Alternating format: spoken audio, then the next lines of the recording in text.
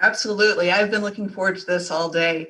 I have the honor and privilege to introduce two amazing educators to you all this evening. I've had the pleasure of being with these two educators since the start of their career here in the Spring Hill School District. First off, we have Mary Larson. She is a special education teacher at Spring Hill High School. She is our secondary teacher of the year. Having known Mary for many, many years and being able to observe her in the classroom, in the community, she's quite a child-centered teacher, has high standards for her classroom, for those that work with her, and has created an amazing family-type atmosphere for her students and those in the building, and has really extended her life skills program beyond the walls of Spring Hill into the community. And I'm very proud and honored to be able to announce Mary as the secondary teacher of the year. And Mary, you're here, and hopefully you've got a few words you'd like to share with the group if you feel comfortable. All right, well, thank you very much. Thanks, Michelle. I'm very honored to be the secondary teacher of the year, and I feel privileged to work in a district that where the board supports the teachers and their initiative and their innovations to think outside the box when they're teaching in the classroom. So just thank you so much for the honor. Mr. President, not to interrupt you, but normally whenever we have someone that's a Teacher of the Year honoree, we stand up and clap for them. So even though we're virtual, I think it's a good idea that we stand up and clap for them. I'll stand, but yeah. Thank you. Well done, Mary. Thank you very much for, it takes a lot of dedication and commitment to rise above and to be selected. This is the cream of the crop, and congratulations to you for that accomplishment. It's something you should be very proud of. Thank you. And up next is our elementary teacher of the year. That's Mrs. Katie Smith. She is a first grade teacher at Timber Sage Elementary. Words that I would choose to describe Katie: she is a teacher that makes every minute count in her classroom. She's a partner with parents, with staff members. She is also someone that really helps elevate everyone by just being around them. She's a mentor to others, and it really is a wonderful learning environment. So I'm very, very pleased to announce Katie Smith as the elementary teacher of the year. And Katie, we'd love to hear a few words from you as well.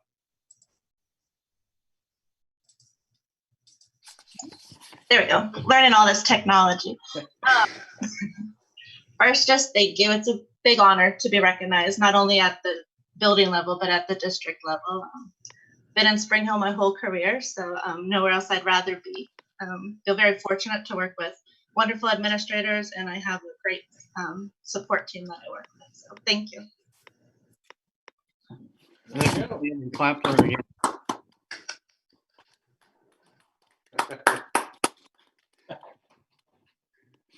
Hey, we work with what we got, right? Michelle, didn't you hire Katie?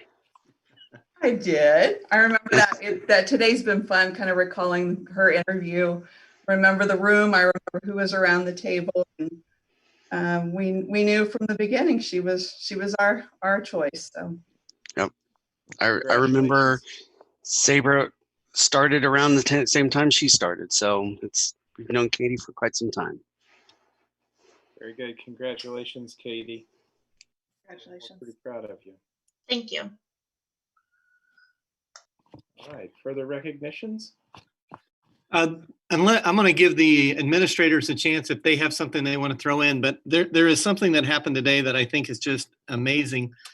We served over 908. I don't know if JC Dalton is on here, but JC Dalton and our nutrition services staff served over 908 people today. And when you multiply that by 4, that's 3,632 meals. And when you realize that we served more meals today than we have kids in the district, that is just an amazing accomplishment.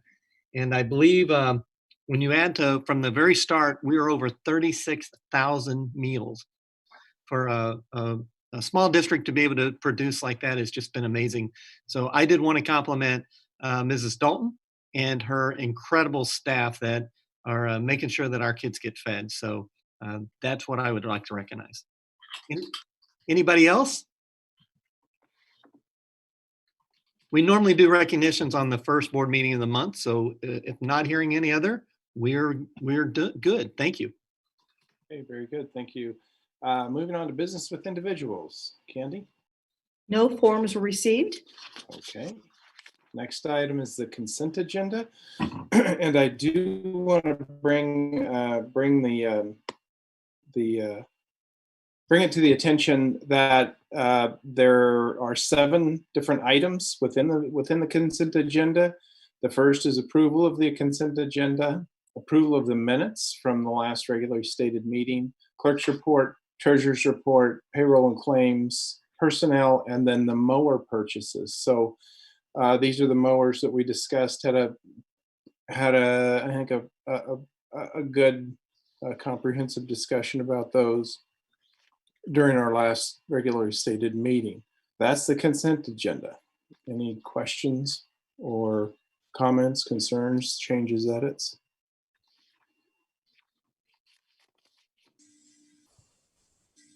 This is Sharon Mitchell. I move for approval of the consent agenda.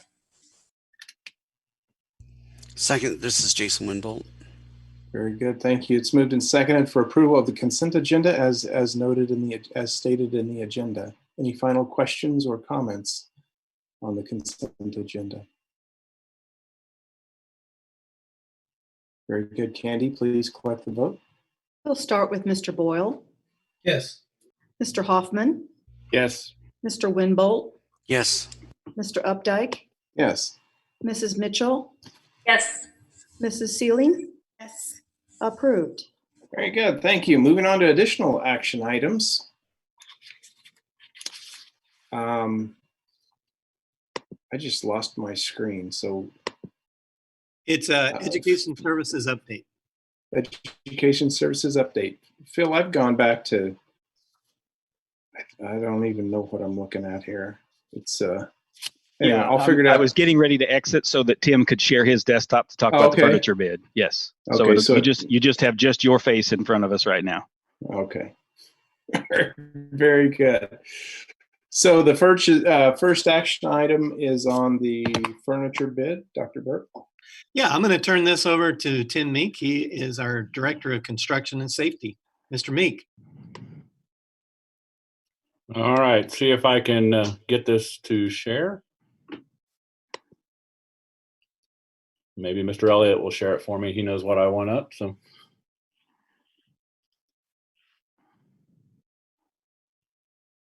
While Tim is getting ready, the Teachers of the Year, you are more than welcome to stay as long as you want. We would love to have you stay for our board meeting. But one thing we may ask you to do is go ahead and pull out of the Zoom and you can go to the YouTube presentation. So give you that opportunity while Tim's getting ready.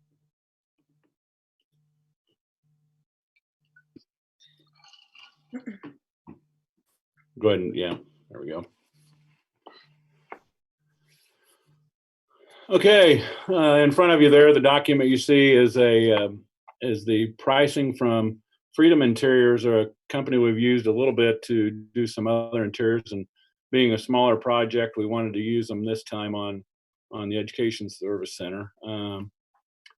Almost all of the items that we're purchasing are available by a cooperative purchasing contract. The biggest one, the Han furniture, is under Omnia contract.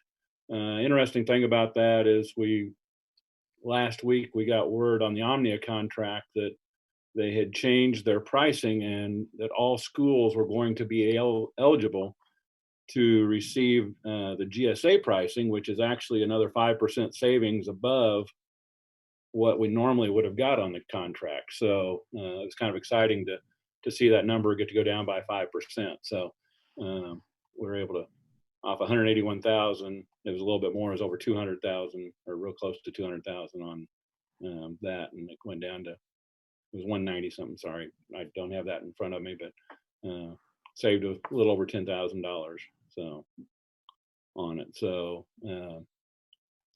this is for all the furniture for the office areas and stuff. There still will be another deal coming before you guys in maybe by the next board meeting for the racking, all the pallet racking out in the warehouse. There's going to be a few supplies that probably won't have to come back to you that that are going to be in Kylie's workshop area and stuff like that for the grounds. But this will be coming out of the Education Support Center's budget for furniture and fixtures and for the 2018 bond issue. So we're hoping to have it delivered by June 15th roughly and get started with the furniture in there by then. So.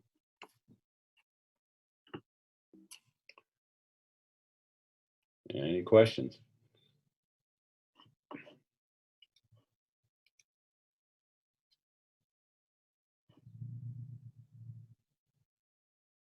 Hey, Tim, when you're Yeah. talking about the pallet racking, Mm-hmm. are you guys looking at new or used? Yes.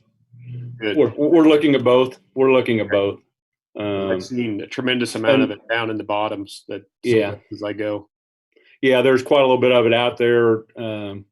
And that's one of the things that's taking a little longer than I'd hoped is to get it. The nice thing is when it's down in the bottoms, it's pretty readily available, so it won't take long to get it here and get it set up. So there's several companies we've found that actually deal in used pallet racking. So yeah. Sounds good. Thank you. Mm-hmm.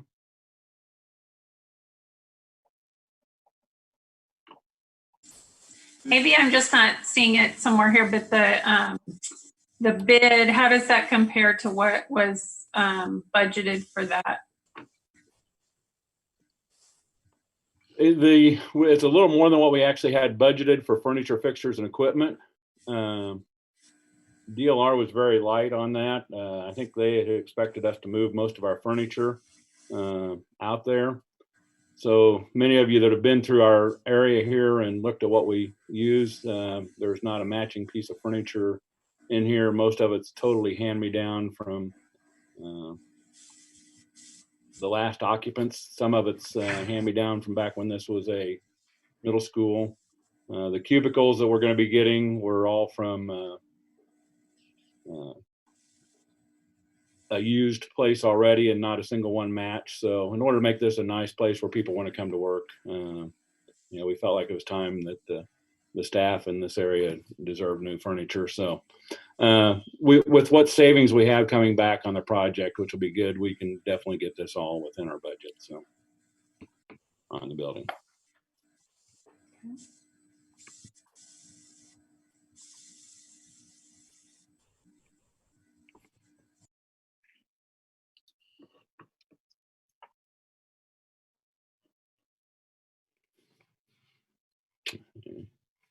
Any other questions for me? Kylie and Phil are both on too, if you have a question about something that you want their answer from too. So.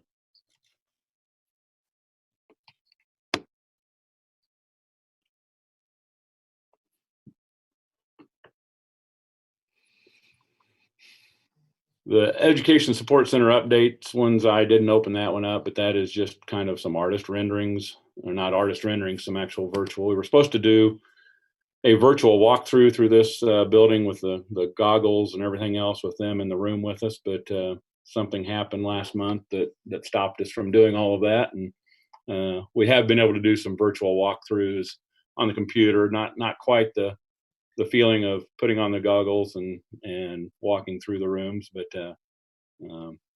that's actually our carpet, that's our paint colors, and so it's a pretty good semblance of what we were getting. So, Hey, Tim, I'm going to pause for a minute. Hey, Phil, you've got somebody in the waiting room. You may have already done it, but if not, I want to ask you to check the waiting room. Sorry, Tim, go ahead. No problem. That's all I had to say. Phil's driving my screen for me too. So, Hey guys, other than the food prep area. Is there any other learning space in the building, instructional space? Right there, the one you're seeing right now is a technology learning center as well. It's a meeting space. It could be used for a class if they want to come in for that.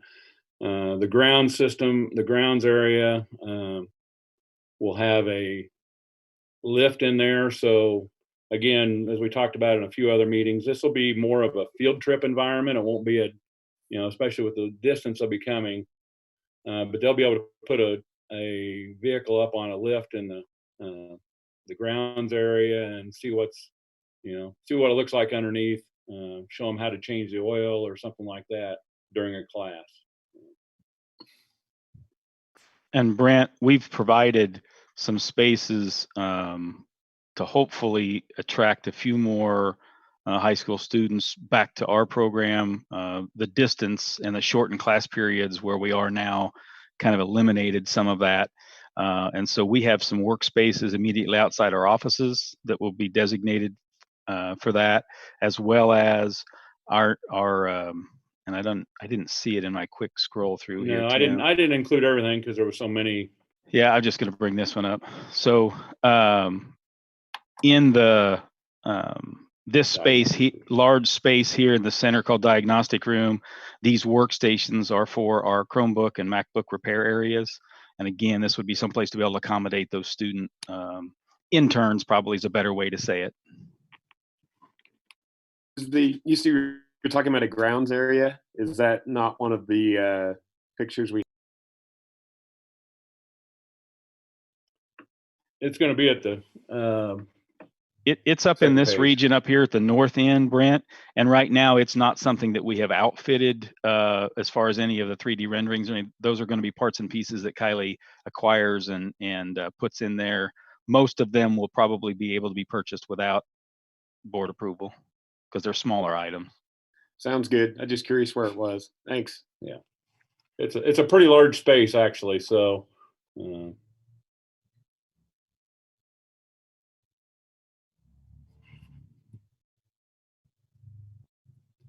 We'll be able to pull the truck in with a trailer behind it, so it's ready to go out in the morning on something if we decide to do it that way. So that gives you a little bit of idea of distance on how far from that wall you're seeing there on up that space is. So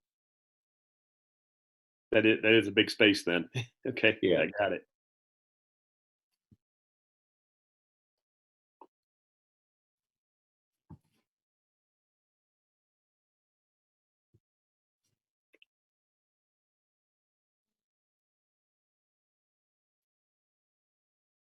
Any further questions for Tim or Phil or Kylie?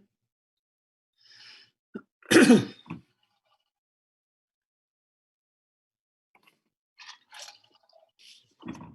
is an action item.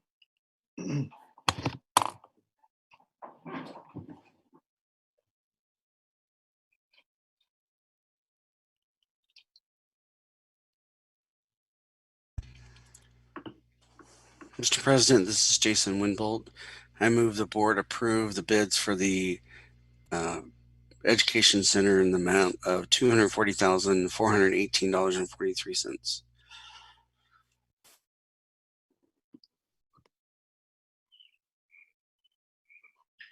It's Eric Boyle, a second. It's moved and seconded to approve Education Support Center furniture bid for the amount indicated. Any final questions on the furniture bid?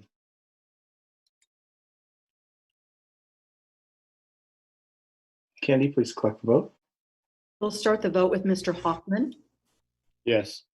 Mr. Winbolt, Yes. Mr. Updike, Yes. Mrs. Mitchell, Yes. Mrs. Sealing, Yes. Mr. Boyle, Yes. approved. Very good. Moving on to middle school number 3, site update and extension of due diligence. Dr. Burke? Yeah, Phil Elliott's been doing quite a bit of work there. I'm going to turn this over to Phil. So wanted to give you a quick update. Everybody's been working fast and furious. Some people faster than others and some people just furious.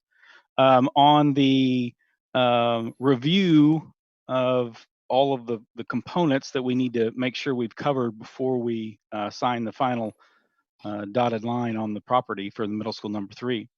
What I have up in front of you is just a highlighted view of what we've done to date.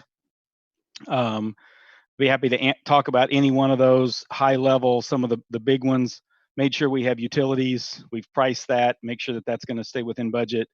The public improvements, which are the 191st, 192nd, and water main, 192nd/193rd. It becomes the same street. The traffic study impact was done, which indicated some turn lanes off of Ridgeview and a turn lane off 191st. We've prepared the preliminary plat. That's supposed to go before the board of the Planning Commission on the 7th, and then County Commission on the 28th. The Geotech Report is generated, and Tim and the construction team has been working through that. There are a few things in there that they would like a little more time on. We believe we've got a solution. Today they actually met, and I think they've got a solution that will add a little bit of price to the earthwork and the foundation, but it still will keep us within budget. And then basically we just have a rock ledge that's at an angle, and so they're trying to determine which side they want to over excavate and which side they want to put piers in to support. So and where that building actually lies in that space. The preliminary site plan and grading plan's been done to make sure that they can fit within all the roads, and we aren't long or short on dirt. And then phase 1 environmental, they thought they would be able to get the one from the seller, but he's not able to find it, so we have another one coming. Wolf Creek's was done before we built it, and obviously it's right next door, so we're not anticipating anything, but that one is coming May 8th. And then the title commitment's been provided. So at this point, what we did is we reached out to the seller and asked them if they would be willing to extend our due diligence period a couple weeks. And so what's up here in front of you is a request to extend it till May 11th, which gives us a little bit more time to get the final review on a couple of the items that were still pending, as well as wait for the Planning Commission review, which is a pretty good indicator of the City Council's actions. Any questions I can answer on any of that? So it looked like this should be buttoned up around May 7th. Is that right? And so we still have, what, 4 days, 3 or 4 days? Correct. Yeah, the Planning Commission piece will be completed the night of the 7th. So that should give us a pretty good indication if there's anything else that the city might request that would change the trajectory of the project. With the turn lanes off of Ridgeview? Yeah, so basically at 192nd and 193rd, which are the two roads north and south of Wolf Creek. Okay. Okay. The traffic study suggested that needed a northbound turn lane. Okay. There'll be some southbound exit lane as well. So okay. So that's widening Ridgeview quite a bit. And obviously we would come just our direction. Right. I mean the Wolf Creek side. Mm-hmm. And then same thing on 109. Oh. Yeah, 191st. It's just an eastbound to turn south. So so it's from the west into the driveway, just to allow if for some reason there was stacking. Our on-site roads are so large that I'm not anticipate that ever being an issue, but everybody panics about schools, so they want turn lanes everywhere.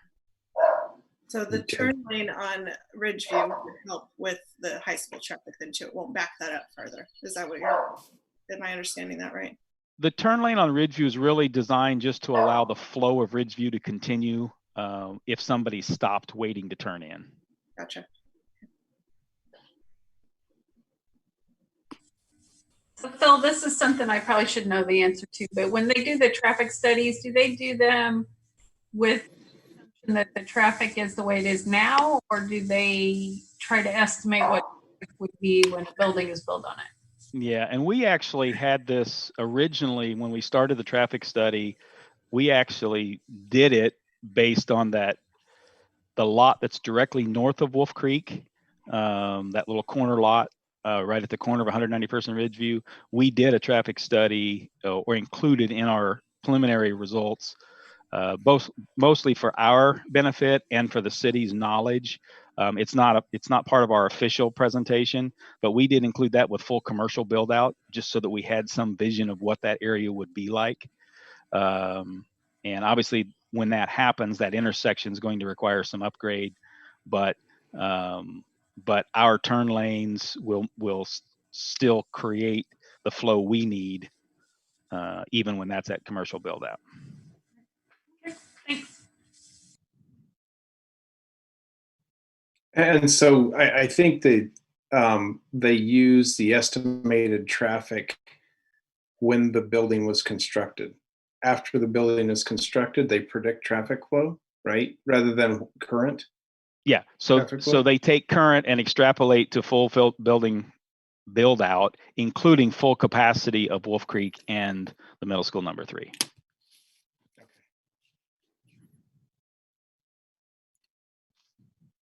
And have they signed this? Yes.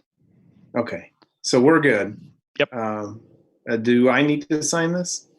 Yes, please. Okay. All right. If you send it through email, we can do that. Yes, sir. Through DocuSign. So, any other questions about the extension?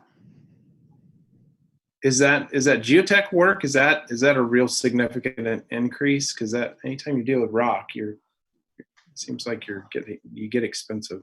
And Tim, if I'm incorrect in anything, jump in here. But original estimate was around 300,000 in additional work. We believe that's going to be somewhere between 150 and 200 when we're done. But again, that's still within our design contingency. Okay. That's correct. So. Okay. Any other questions about the due diligence extension?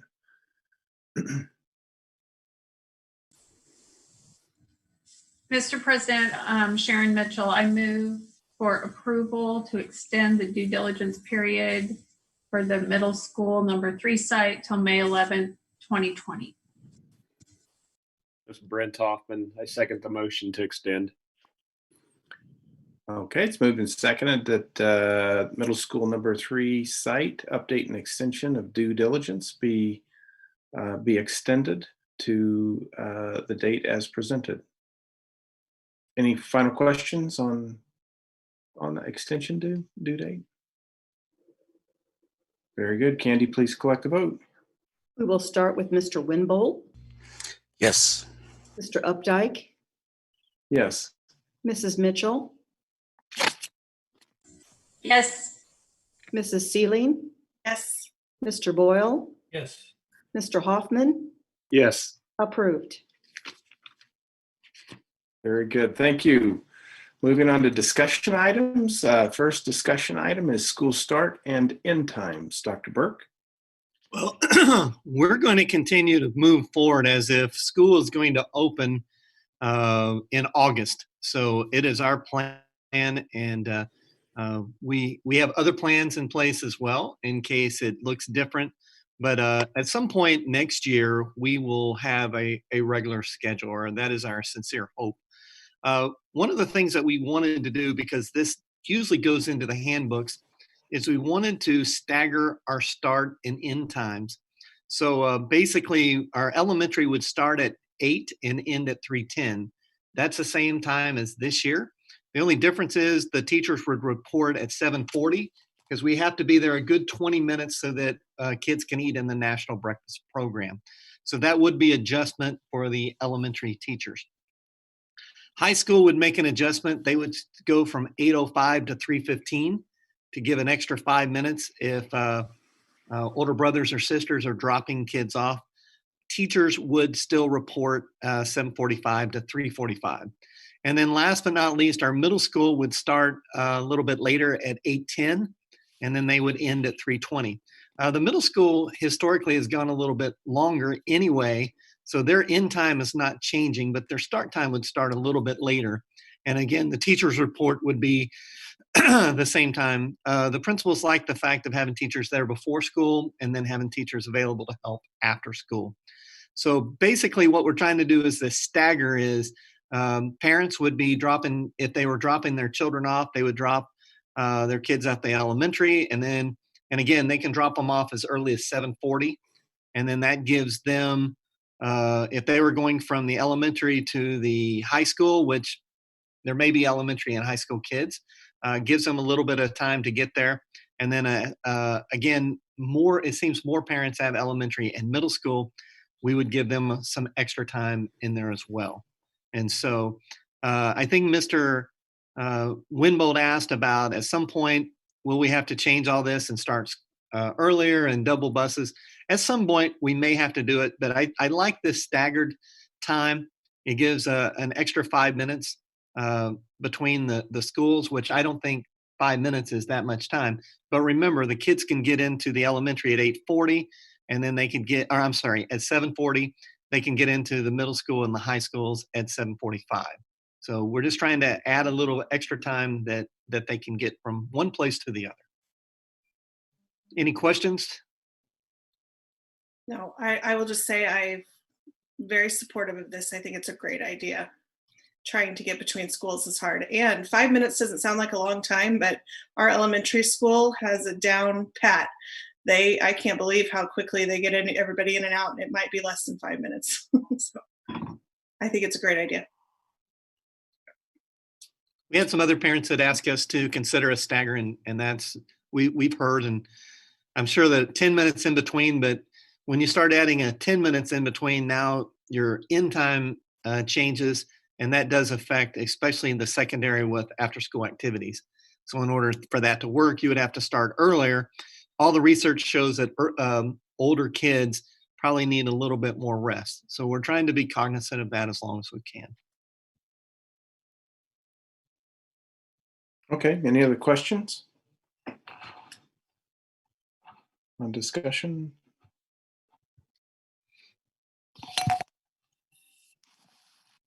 All right. Moving on to school handbook updates, Dr. Burke. It's that time of the year for the school handbooks, and we'll start with the elementary. And I believe all 4 principals are here, but I think Jason lost the coin toss, and Jason Townsend will be sharing that information with us. I was actually the first to leave the meeting, so that's kind of what happened. I'm sure it was democratic. That's very true. It's done fairly.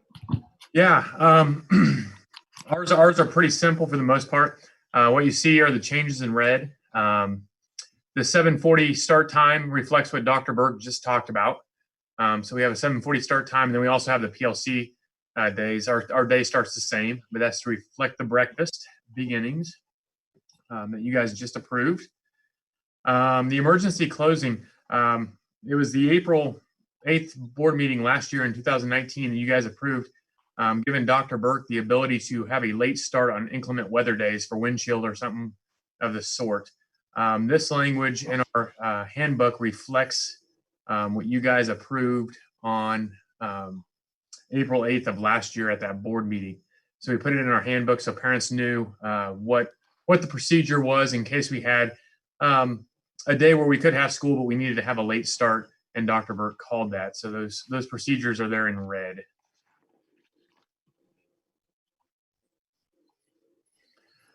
The vocal and instrumental music, I'm going to talk to you about a change here at the elementary school here in a moment. But as we started looking through the handbook, the vocal and instrumental music piece sounded very middle school. It was not elementary parent friendly, very clinical. And so what we did was we took a lot of the jargon out, and we came up with this paragraph down here. Just recommending that students attend performances, basically their music programs and stuff like that, just because it promotes a team performance mentality.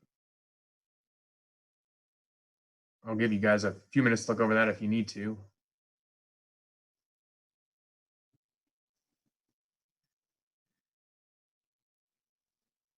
again, the biggest reason for that is it's more elementary friendly for our families. The above sounded very middle school, high school, very secondary. That's not kind of what we promote at the elementary level.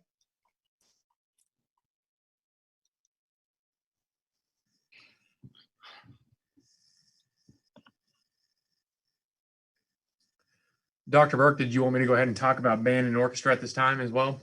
Yeah, go ahead and I'll jump in and help whenever. Perfect. Well, one of the changes that isn't in our handbook, we don't actually have band and orchestra defined in our elementary handbook, but one of the changes that's going to be happening at the elementary level is moving band and orchestra out of 5th grade, and they would have the opportunity to begin band and orchestra at the 5th or 6th grade level. This actually was quite the discussion over quite a bit of time. It was kind of a collaborative process between district administrators, building administrators, and then also the secondary band and orchestra teachers. We wanted to make sure that we had them participate in this discussion because we wanted to make sure that if a decision was made at the elementary, that it did not negatively impact their programs at the middle school and high school. One of the things that came up was it wouldn't have any negative effects for 6th grade on up. In fact, it would have some positive effects. One of the things that the band and orchestra teachers mentioned was it would allow the students to have more targeted instruction at the introductory level than we could provide at the elementary school. Right now, they get band. They have the opportunity for band twice a week for about 20 minutes, 25 minutes, and orchestra, if they choose to, for about 25 minutes. If we have school every day that week and stuff like that. Starting in 6th grade gets these kids started on the right track. They get more targeted, focused instruction in band and orchestra. So the secondary band and orchestra teachers supported this quite a bit. But then for the elementary school, it also allows us to use our music teachers in ways that we can start targeting different things for all of our kids, not just a handful of, here at Timber Sage, I know it's different at each school, but, we might have 10 band kids. Well, we might be able to move some stuff around in our specials rotation to the point where all of our kids are getting more music time and stuff like that. So it would benefit all of our kids rather than a handful of kids.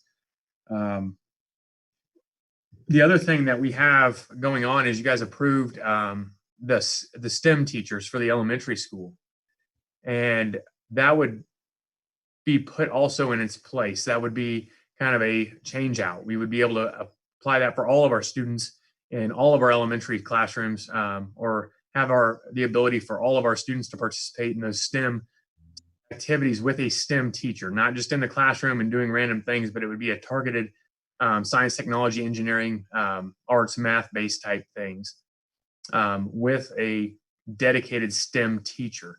So we are adding that into our elementary programming as well, and that would make some room for that as well. One of the things, just so that you get a picture, when they had band, you were pulling some of the 5th graders out of each of the classes, and that limited what those classes could be doing. And then they turned around and did it again during the week with orchestra. And again, you had a selected amount of kids that were being pulled out. And so that really cut into what the whole group instruction of what the teachers were going to do, including additional time for vocal music that would have affected all the kids. So in doing this, we're not trying to get rid of music or not trying to get rid of music, but band and orchestra would, as he said, would be emphasized at the 6th grade level. And we have set up the middle school principals have set up the schedules so that the high school orchestra and the high school band teacher could be at the middle schools and work with the 6th graders when they can come in. So they would be getting double the instruction, so that we do have middle school instructors teaching band and orchestra, but they would also be having the addition of the 2 high school instructors with them as well. And again, they felt like this would help them develop their programs and be consistent. Whereas with the way it was set up at the elementaries, they could not consistently be at all the elementary schools.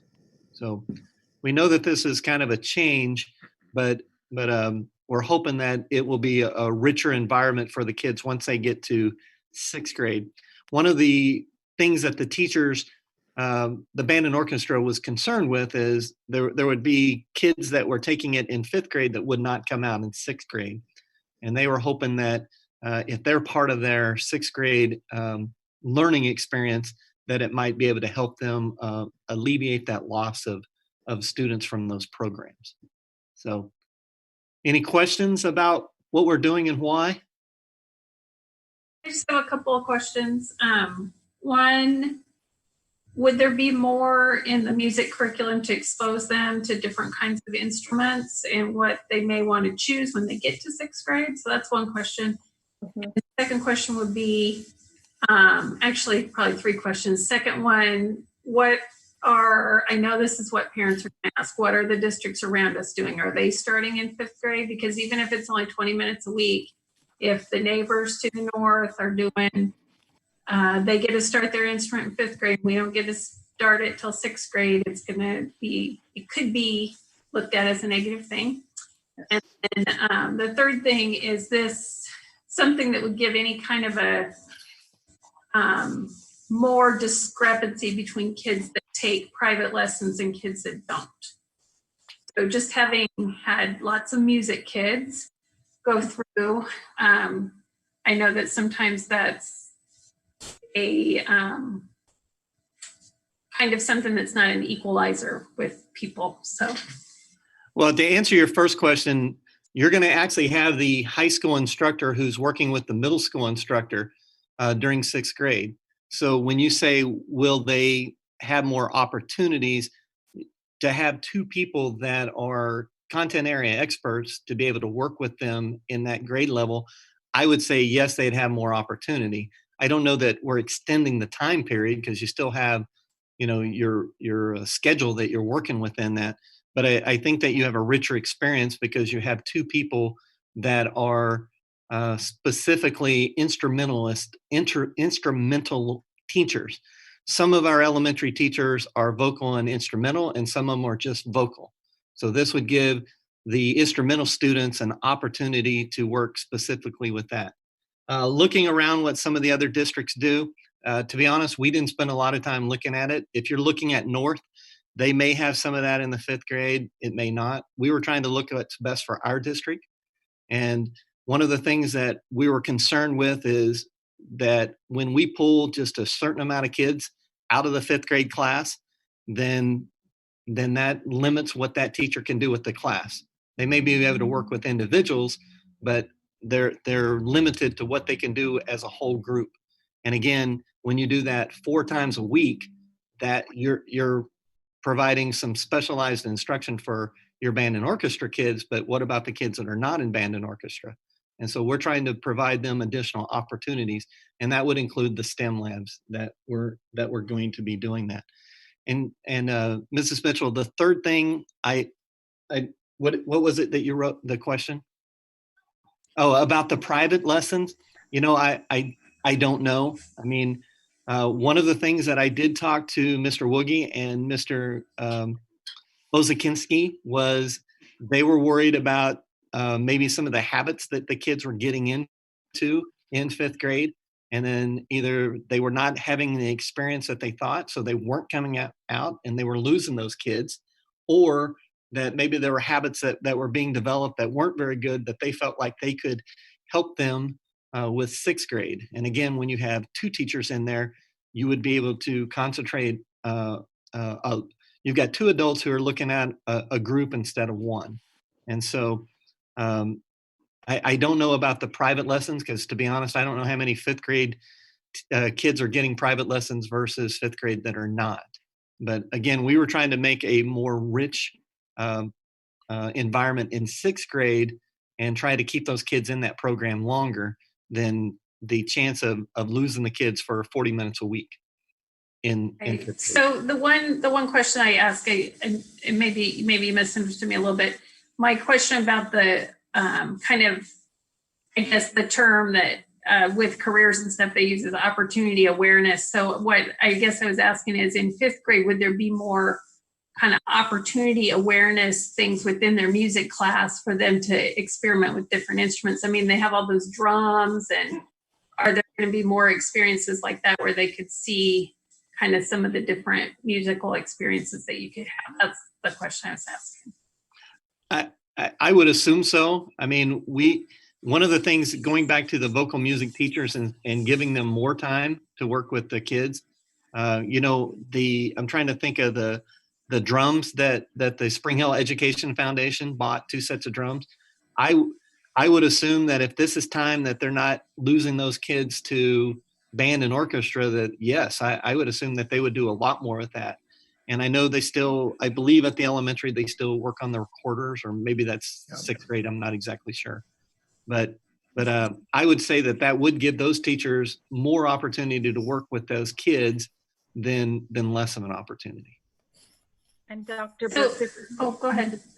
This is Mrs. Cooper. If I can just jump in with one thought that I had about your question, Mrs. Mitchell. We have started just this year doing some instrument petting zoos where the high school folks, and they bring some of their students over with instruments. And I think that definitely could continue and maybe even be something we built on a little bit. If we let them know that we were interested, I think they'd come as much as we wanted. And it fits really nicely into, they can come at the 5th grade specialist time when they're already in music. And that can maybe bridge that gap a little bit about making sure the kids really have exposure to those instruments so they can start thinking and planning about what they, might want to explore in 6th grade. So that was my concern too, just to piggyback on what Sharon said, is just the decreasing the exposure to the instruments, because if I'm understanding right, this would be a class in 6th grade. So they'd sign up for a semester class having not played that instrument yet. So then they're kind of locked into that for that semester, right? Or at least the first couple of weeks.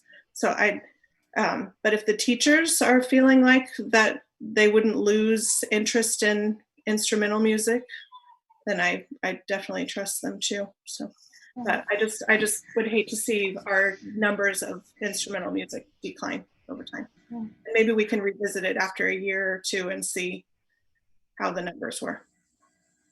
Overall, I think it's kind of, I guess it kind of maybe is a little shocking at first, because I think the way it's communicated that people are going to look, oh, my kid's losing a whole year of that instrument. But I also remember a time when our high school teachers came down and taught 5th grade. And so they did have those, if I'm not mistaken, they did have, I think it's been quite a few years ago, but they did have the high school instructor in 5th grade. And then at one time we got, big enough that then those vocal music teachers had to do band, orchestra, and vocal, or just overall music. And that is really hard to keep equitable, because that's a lot of skill level for an elementary music teacher to have all of those things that they can teach. So then I think there were times when maybe one of them was better with orchestra and one was better with band or something. And so then those kids got more or less depending on what school they were in. So I can see where that would be really hard to keep that level of instruction in all those areas equitable across the schools. So overall, I think it's a good idea. I just would like to see some really good communication on it as to the rationale behind it, that it's to make things better, because people kind of get, they hear something and their initial reaction may not be very positive. Yeah, we used to have, back when we only had 2 elementary schools, I believe that's when the teachers would come in, and the high school teachers would come in and teach at the elementary level. But we've had 3 elementary schools for quite a while. And I know at one point we were trying to get them to part of their schedule, but I know that Spring Hill Elementary wasn't getting any of the high school teachers coming in at that time because we couldn't work it around the schedule. So again, I know that they had some concern about the loss of students that would try it in 5th grade and never come out in 6th grade. Dr. Burke, if I can pipe in too, this is Mrs. Endicott.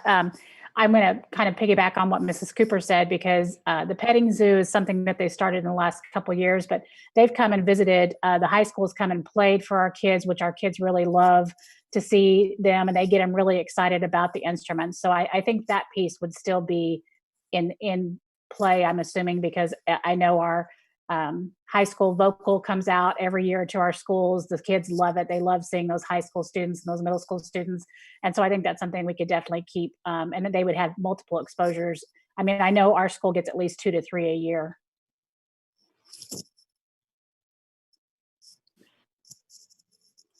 What feedback did you get from band, orchestra, and vocal instructors at the high school and middle school level, and elementary for that matter? Whoops.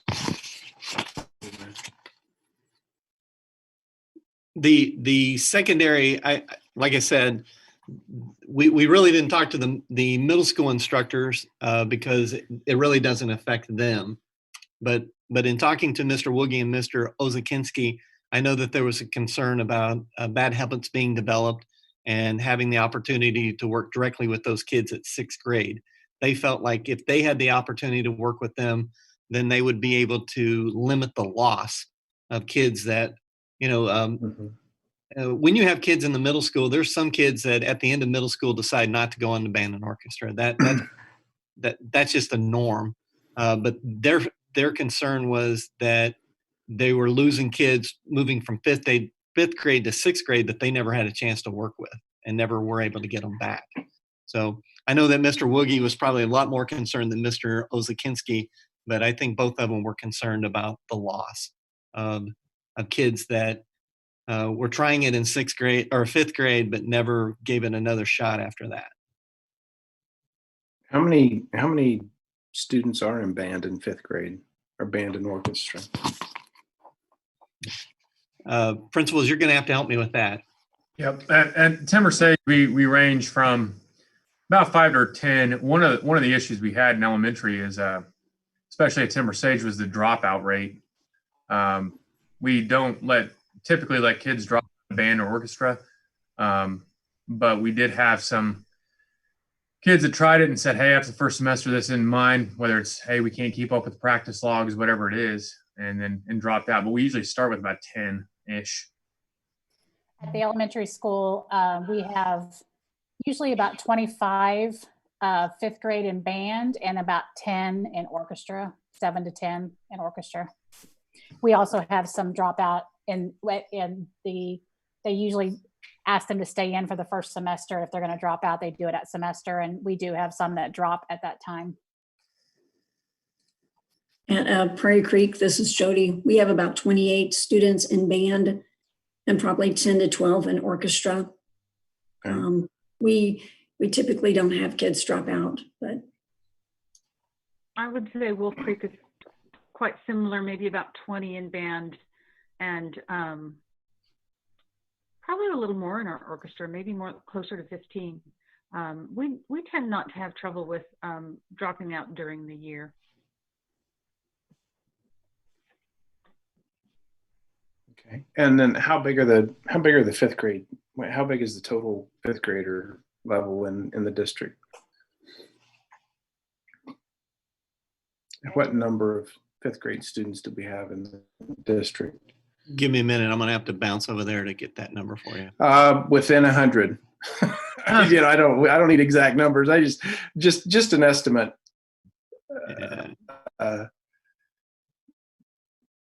500, 900, that's to 1,300. Let's say 1,550. 1,550 5th graders? Oh, I'm sorry. 58, 90. There's around 230 to 250. 259 is the current count. Approximately, Phil. Okay. Phil doesn't do approximately. Yeah, I didn't think so. All right, well, that's helpful because I'm thinking of both sides of this. This is, from my view, is we're going to impact what 20, 60, maybe 80 kids in band, and looks like 40, 50 in orchestra, and the total 5th grade class. So it's not just impacting those 80 kids in band and 50 in orchestra, it's impacting 259 5th graders at this current time. Is that an accurate assessment? I would say that's accurate. Because I don't want to head down a rabbit trail. So we have, there is an imbalance there that the other whatever 170 to 200 students, their educational experience is also impacted because teachers can't continue on the curriculum that they have when the entire class is present. So it is a balance where, you know, it's unfortunate that, well, I don't know. It'd be interesting to see. Allie, I think, is maybe onto something here about looking at it in a year or two to see what happens. You know, probably the biggest selling point to me is, or the biggest understanding for me is that the professionals we hire, Mr. Woogie certainly, support that and feel like it would improve overall. So it seems like a good idea at this point, and then revisit it in a year or two to see what the impact is. But we have to think about both sides of that equation. It's not just currently it's not just the band and orchestra kids that would be impacted. It would also impact the remainder of the 5th grade as well. I'll add something in there, Dr. Burke, real quick. Just, it probably didn't make a huge difference. But when you're looking at percentages, some of those kids, it's not, we have this many band, in addition, we have this many orchestra. Some of them overlap. And sure, yeah. Number of actual participants is lower than that even. Right. So I don't know. It's just a data point, right? It's a thinking about the flip side as well as maybe we can accelerate or have a more focused learning for the entire 5th grade class rather than pulling kids out and putting students back in. I think as we have parents that ask about it, that are concerned, if we can let them know of those, I think you called it a petting zoo of instruments, that will help, because I think the concern will be lack of exposure to the instrument before they have to sign up to commit to something for half of a year at least in middle school. So I think that communication is going to be really important, that there's still going to be instrumental exposure.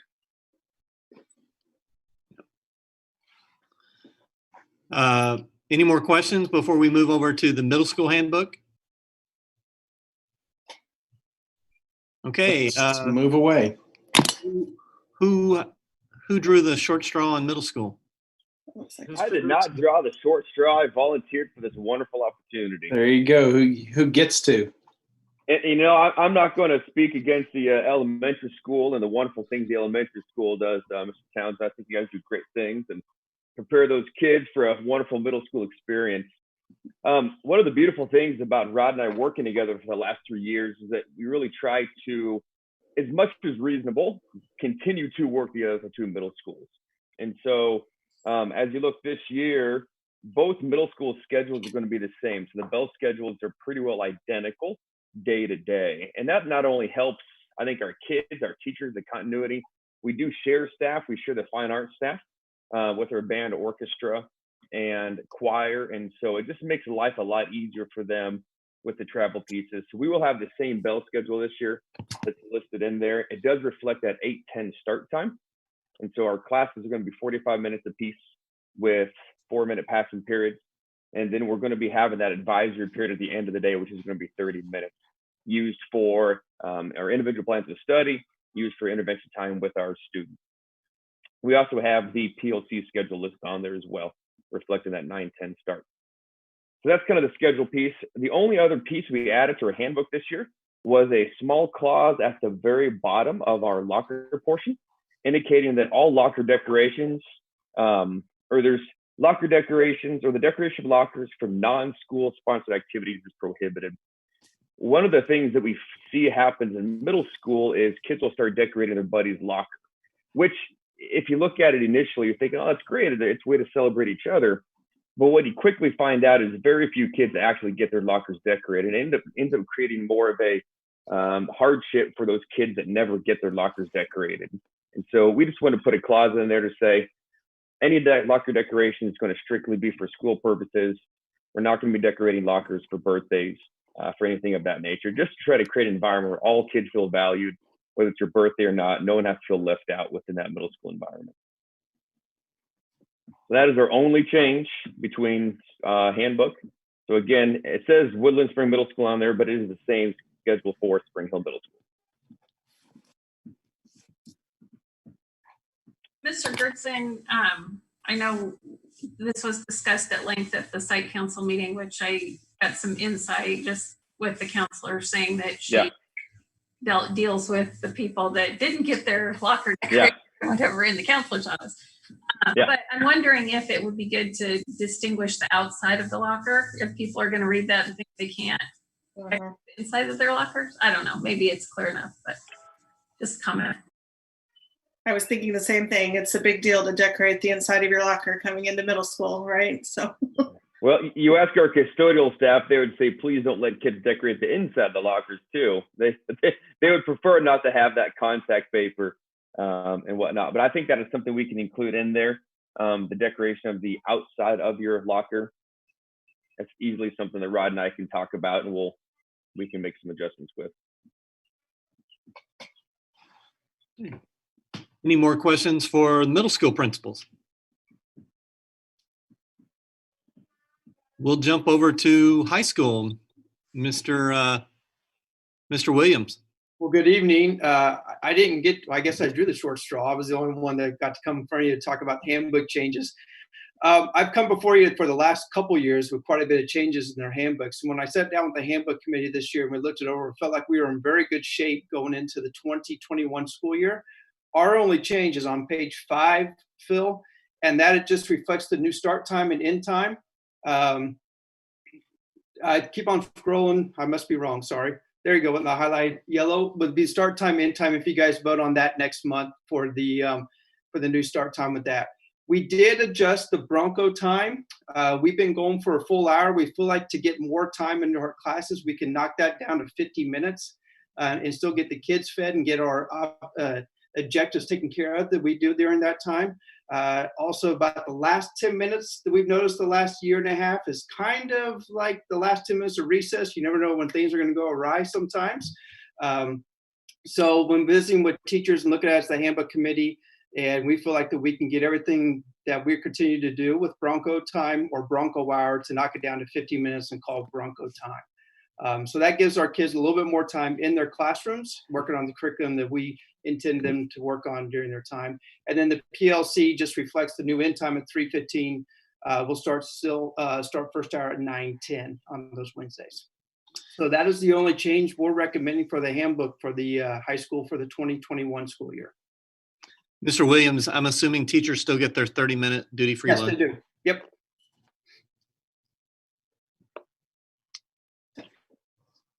Forgive me if this was changed in the past, but I just recently had looked it up. But did the valedictorian stuff change too, or is that the same? That was last year that we presented to the school board. They're going into this school year for this year's freshman class. Okay. Because if I'm correct, we had 25 valedictorians, right?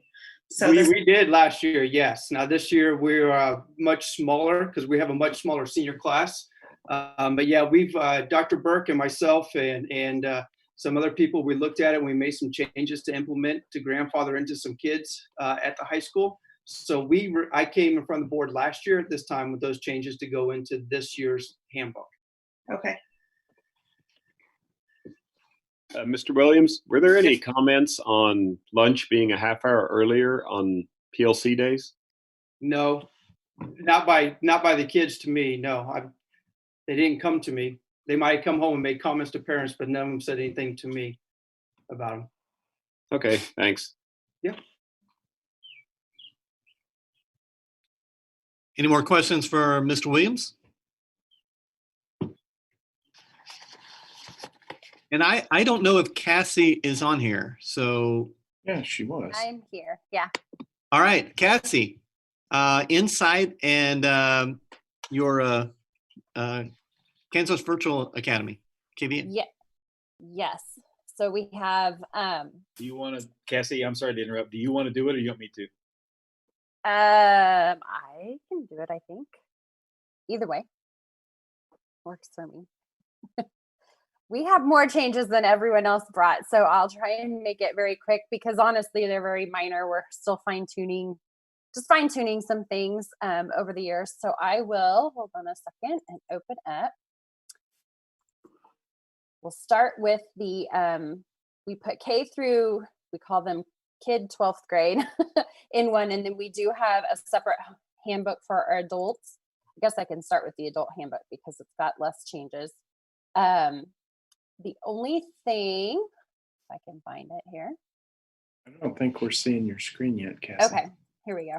Sorry. Share screen would be helpful.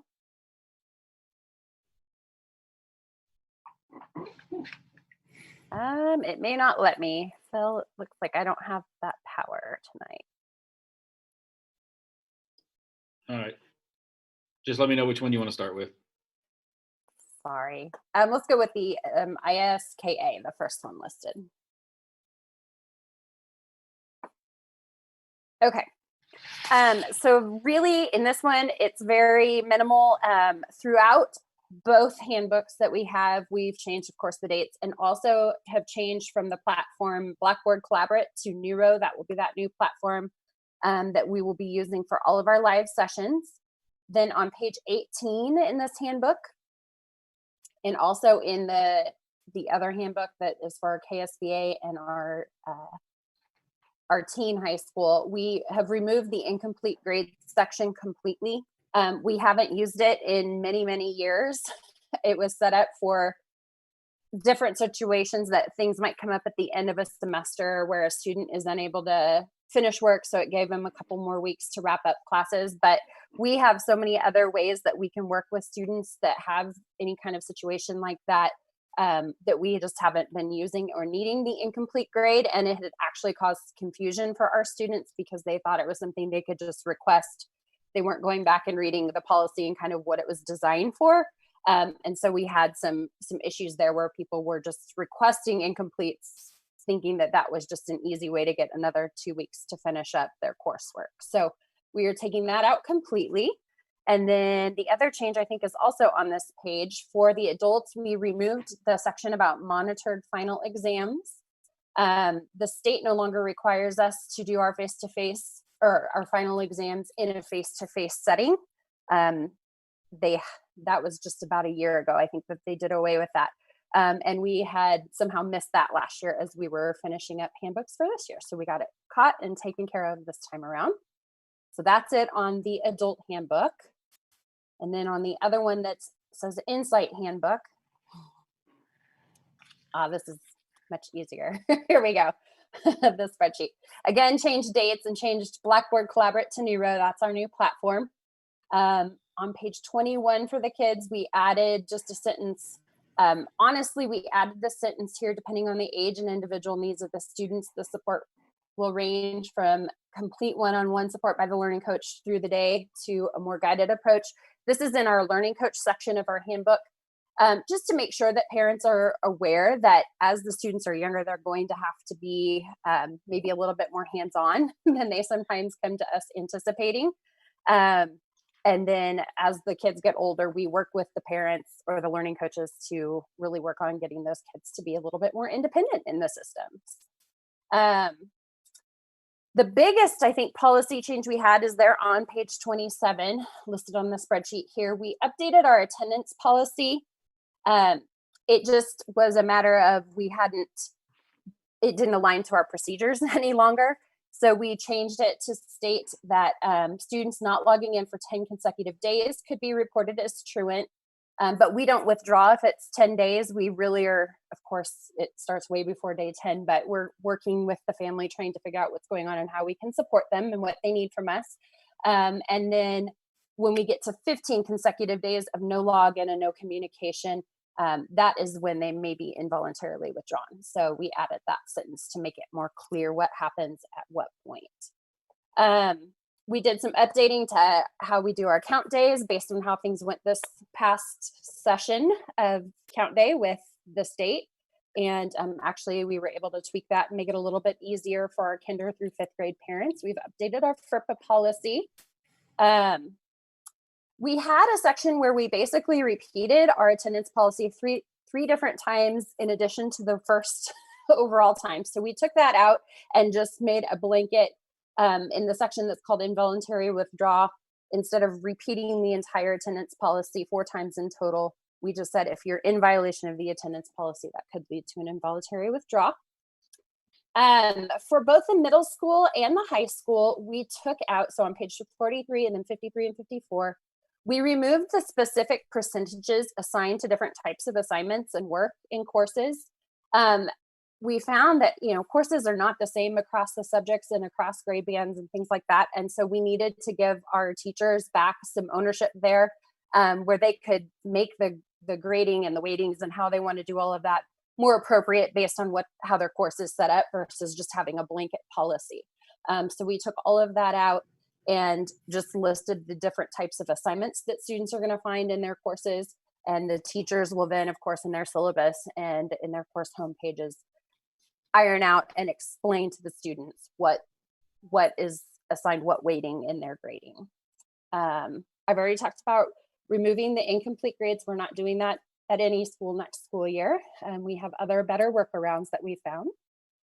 We have updated on page 54, we updated our late work policy for our middle school students for allowing them an entire quarter to complete work for up to full credit. There are different things that they'll have to do, working with the teachers, attending office hours, etc., to be able to do that. But we wanted to give them a little bit more time. We're really working with those kids to be independent and get them some good habits set. And we thought that that was a little bit more appropriate for those grade bands there. Same with the recordings as well. We had missed a section on interim assessments, so we just explained what they are and that we take them from time to time, usually toward the end of each quarter. So added that in there. Page 59, I had talked with you guys, I think about this time last year, on moving our kinder to 5th graders to standards-based report card, which we weren't sure if we'd be able to do it and it would be successful or not. It did happen. It's going really, really well. The parents and the students are loving it, as well as our staff. So we have updated the handbook to reflect that now, because we will keep that in place for kindergarten through 5th grade.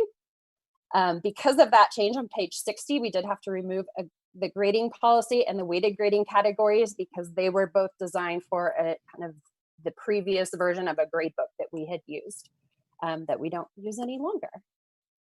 We added a section on exit tickets, just explaining what they are, and that is the piece that's really driving the standards-based report card. We've got to have those exit tickets over the different standards to know how those are doing, and that they're required. We also added a section on live class, making sure that families are aware that's where the learning's happening, and so they are required to attend their live sessions and participate. Because of the change with the live section, the live class sessions section, we were able to remove the academic engagement. And we updated our electives section just to let families know that anyone would be able to take an elective starting Q2. And page 63, just taking out the piece about learning coaches entering attendance daily. That's actually, it sounds very minor. It's a big change for learning coaches in a good way, because we have so many new ways to access data on the reporting side. And then we were able to do count day a little bit differently this year, and it worked really well using those reports. They are no longer required to go in and enter all the different time that the students spend on different subjects offline as well as online. We can do that in a different fashion instead, which is great. And we changed the missed required class connect sessions, because they are required to attend live. Any live session that is marked on their schedule as required, they know that they need to be there or have communicated upfront with their teachers beforehand. And then at the very end of the handbook, we just added a matrix of all of the office staff and how to contact us with phone numbers, emails. It's a frequently asked question, although the information is posted out there everywhere. We thought it would be one more good place to have it handy for learning coaches and parents. So, and that is it.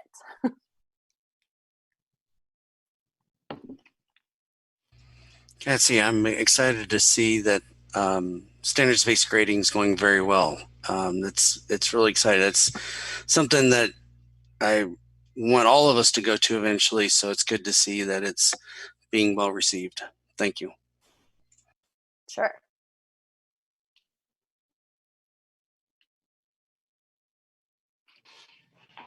Any questions on handbooks?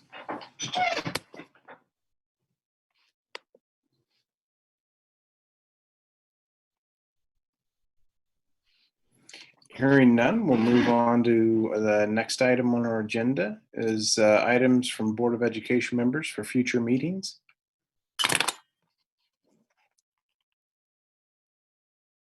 Anything to add here? We have 3 items on there. Anything we need to add?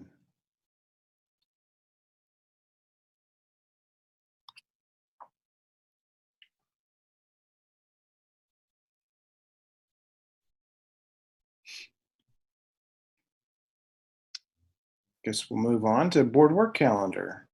Dr. Burke? Yeah, thank you. This is the point of the time that usually we allow the principals, since this is the second meeting. So if you're not part of the rest of the meeting, if you want to bolt, principal or a director, then feel free. And we know you got a big day planned for tomorrow. I would say that we're doing we're right where we should be, except for the SRO agreement, and we're still waiting for Johnson County. We did ask for a second SRO for next school year, and it went before the county board budget committee, and it looked real positive, and then COVID-19 happened. So we're still waiting for that, but I believe everything else is right where we should be on the board calendar.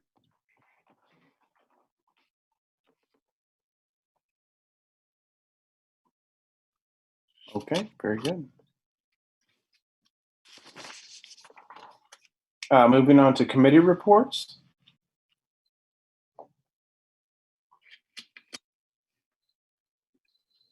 Any committee reports? Yeah, I did attend the Spring Hill Middle School Site Council meeting on Zoom last week. They kind of went over the deal about some of the handbook changes and just kind of discussed how the learning is going, and all was really good. I can't really put my finger on one major thing to share here, but I was very impressed with just the reports on all the things the staff were doing to try to really make the best of this situation. So I think it was good. And all the discussion about what to do about 8th grade promotion itself out. Yeah, I'm sure that could get spirited. Any other committee reports? Thank you, Sharon.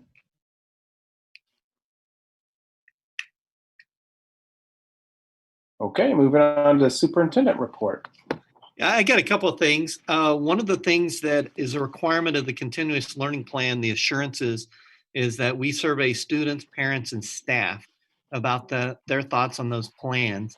I believe Misty Etchison has been sending those out, and I'm not exactly sure what the deadline on, but we want to encourage the public to fill those out and let us know what your thoughts. And again, they have the opportunity to tell us that we're not doing enough. We should be doing less, more. Parents have the ability to do that. Students have the ability to do that, and staff. So those should be going out. If they've not already gone out, looking forward to those going out pretty soon. It sounds like the governor will be talking about reopening maybe as early as Thursday. And I know that there is a strategy to it, and that the governor, from the word I hear, that is something that should be happening soon. And then the counties have the opportunity to be more stringent than whatever the governor. But from all indications that we get, it's not just going to be a full opening. It's going to be strategic, and looking forward to hearing what that looks like in the coming days. One thing that we did do is, I think Mr. Williams left, but we did get to talk to the seniors. We did a survey with the seniors about graduation. One of the things that we were looking at was a graduation date at the end of June, and then another date on the end of July. We visited with the kids quite a bit today, and one of the things that they were very adamant about is they feel like they've had some things taken away from them. And their fear was if we gave them a June 27th date and we lost that date and then we had to move it to July, it was just another date that they were going to lose. So one of the things that they asked is if we could just have one date and say that this is going to be our graduation. So we determined that July 25th is a Saturday, 10 a.m. will be the graduation. Right now, our hope is to be in the gym and unlimited tickets, and lots of people can come. But again, all the information we sent out is dependent upon what the state requirements are. We did give the kids quite a few options. Their second option is if they can't be indoors unlimited guests, then they want to look at going outdoors unlimited guests, and we could do that out at the stadium. So again, one of the things we're doing is getting this on the schedule, July 25th, 10 a.m. And again, as the governor reopens, the state and the counties reopen that as well. Graduation is on there. We have not given up on prom. So there could be a possibility that we can work in a date for prom. Also a possibility that we can work in a date for 8th grade promotion. And I also have been, people have been asking us about kindergarten roundup. So again, I'm very excited to hear that we're going to be starting some semblance of a reopening. Again, every indication that it's going to be strategic. And so not exactly sure what that's going to be. Remember, our graduation usually brings in about 3,000 to 3,500 people. And so that's going to be further on the spectrum as to what we're going to be allowed to do. But again, we will continue to work with these seniors, very impressive group of young people. So very excited that we actually have a date now that parents can get on the calendar, and looking forward to that. So that's the end of my report. Excellent. That's good news on having a date, a planned date anyway, for graduation. Has Insight been involved in that for graduation for Insight schools? We've been having discussions with them, and one of the things that they were looking for is what date that we were going to look at. So they will probably offset a Saturday. So there is a Saturday after that in August. There's actually a possibility of a Saturday before that in July. So we'll continue to communicate with them.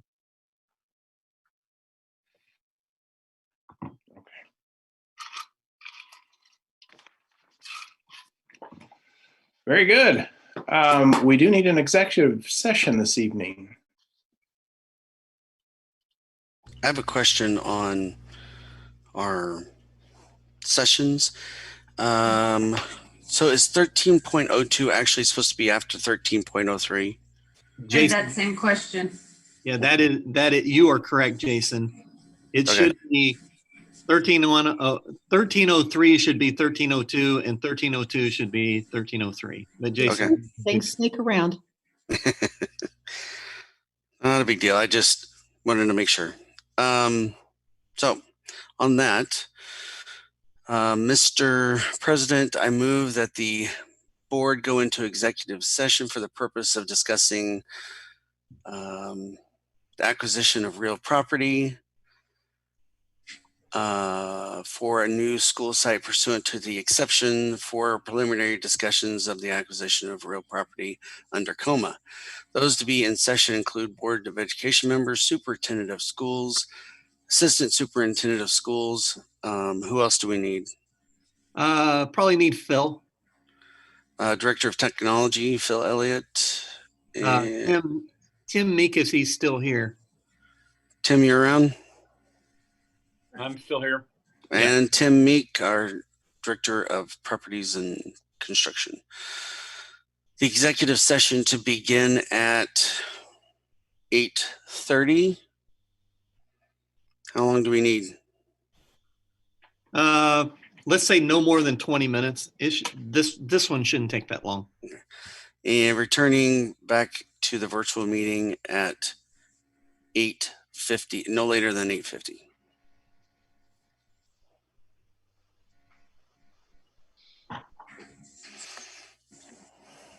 We do need a second. Second. Second the motion. Moved in second. Did you get that, Candy? I got it. Eric, I think. Okay. It's moved seconded to move to executive session to conduct preliminary decisions about the acquisition of real property under coma. Candy, please collect the vote. We'll start the vote with Mr. Updike, Yes. Mrs. Mitchell, Yes. Mrs. Sealing, Mr. Boyle, Yes. Mr. Hoffman, Yes. Mr. Winbolt, Yes. approved. Okay, let's join the breakout room. All right, I'll be there as soon as I transition over.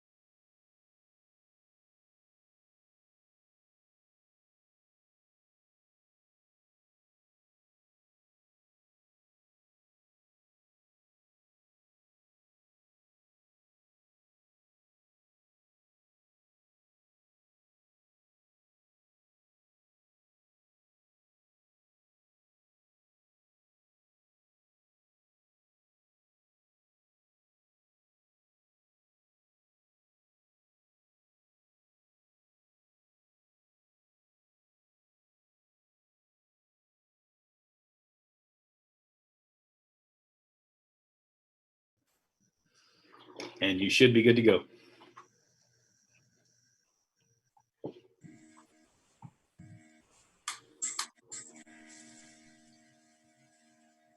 I need the agenda back up, Phil.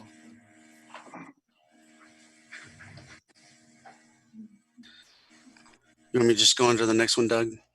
Yeah, do you have the agenda back up? Yep. Well, I have the agenda up. Okay. Mr. President, I move that the board go into executive session for the purpose of discussing personnel matters of non-elected personnel to protect the privacy interests of an identifiable individual or individuals under coma.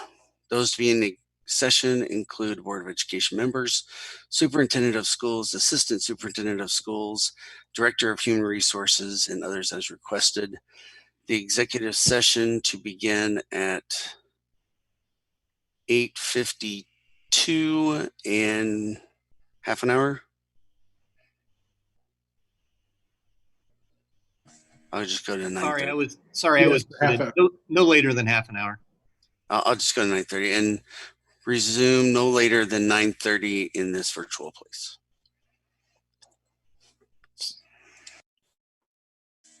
It does require a second. Second, Eric Boyle. It's moved and seconded to move to executive session to discuss. You're on personnel. Personnel. In a matter under coma. Candy, please collect the vote. Mrs. Mitchell? Mrs. Mitchell? Yes. Mr. Updike? Yes. Mr. Winbolt? Yes. Mr. Hoffman? Yes. Mr. Boyle? Yes. Mrs. Sealing? Yes. Approved. Very good. We'll see you in there.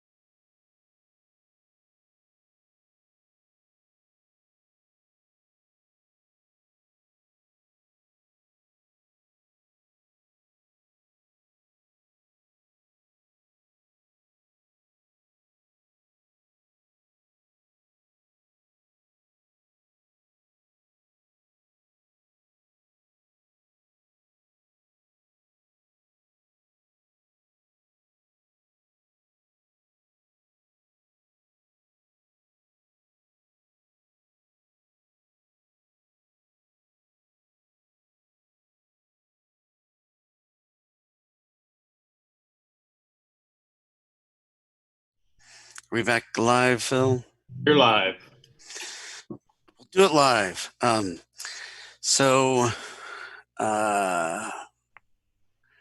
Mr. President, Jason Winbolt, I move that the board approve certified staff and administrative contracts and resignations as recommended by superintendent. Second, Eric. It's moved and seconded to approve certified staff. Did you say and administrative contracts? And resignations as recommended by the superintendent? Yes. Any questions? Candy, please collect the vote. All right, we'll start with Mrs. Seeley, Yes. Mr. Boyle, Yes. Mr. Hoffman, Yes. Mr. Winbolt, Yes. Mr. Updike, Yes. Mrs. Mitchell, Yes. approved. Final agenda item is adjournment. Jason Winbolt, move to adjourn. Ally Sealing, second. Moved and seconded to move to adjournment. Candy, please collect the vote. All right, Mr. Boyle, Yes. Mr. Hoffman, Yes. Mr. Winbolt, Yes. Mr. Updike, Yes. Mrs. Mitchell, Yes. Mrs. Sealing, Yes. approved. Thank you, everyone. Yep, you guys have a good evening. Thank you, Great Phil. evening. Yep. Hey, Doug, All right. if you got 1 minute to hang on here for it.